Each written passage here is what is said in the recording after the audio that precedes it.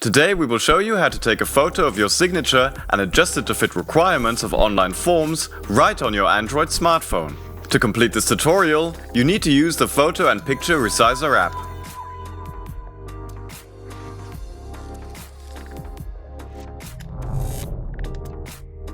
Select the image of your signature inside our app. Tap Resize.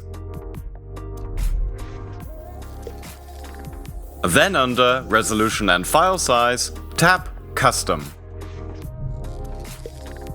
Untap Preserve Aspect Ratio, type in the resolution that the online form requires, for example 300 by 100 pixels.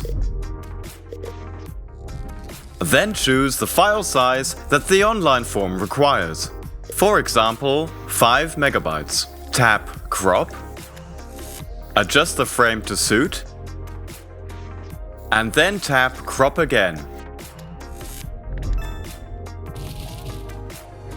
As you can see, this app can quickly resize all the photos you need. If you want to start using the app right away, then follow the link in the description. That's it! We hope you found this tutorial useful. You can also subscribe to our channel or watch the other tutorial about saving mobile data while sending an MMS thanks to our app.